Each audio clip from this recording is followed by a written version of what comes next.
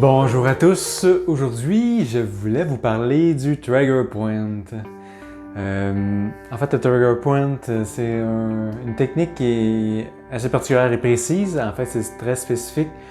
On va la pratiquer surtout sur les zones qui sont plus douloureuses, soit ça fait longtemps qu'il y a quelque chose qui perdure en fait dans le corps, que ce soit une tension ou vous avez subi un choc il y a longtemps.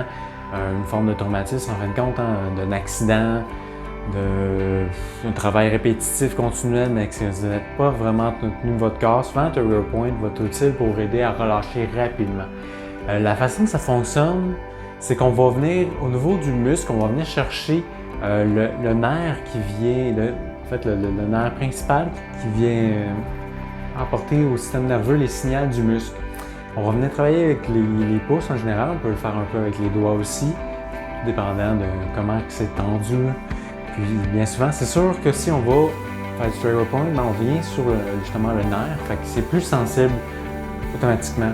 Le but, c'est pas d'avoir une pression infinie, on a une pression, on va dire, en moyenne de 50% sur la zone, parce que c'est déjà assez sensible, on peut y aller à moins. Ça dépend comment le corps répond, justement, la pression qu'on met sur ce nerf-là.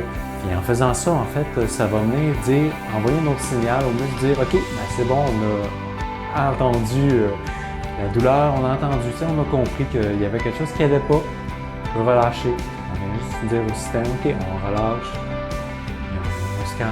On fait ça à peu près 30 secondes, ces points-là. Tout en faisant une grande respiration, souvent, parce que la respiration, en toutes circonstances, va aider à relâcher les muscles, mais elle diminue aussi beaucoup la douleur.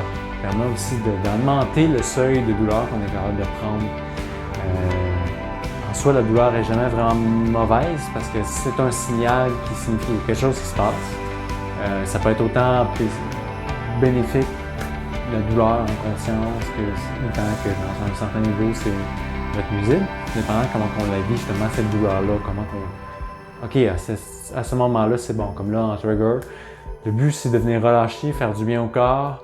Fait que, naturellement, c'est bénéfique qu'il y ait une certaine douleur jusqu'à un certain point. Et dans certaines autres techniques, trigger point, c'est sûr qu'il n'y aura pas nécessairement des douleurs ou ça dépend toujours avec quoi qu'on va. Mais si on va avec le trigger point, comme je fais souvent, vient faire un point sur une zone spécifique, bien souvent les épaules, le cou, qu'on vient relâcher, qu'on vient détendre. C'est assez rapide, disons que le corps réagit bien. Dans certains cas, quand c'est le bon point, puis qu'il y a une bonne tension qui fait longtemps, mais on va souvent se référer la douleur, venir envoyer un signal nerveux. Pour souvent l'épaule, c'est souvent dans les doigts que ça revient. On vient faire certains points dans l'épaule. Tout ça qu'on observe quand on fait du trigger point.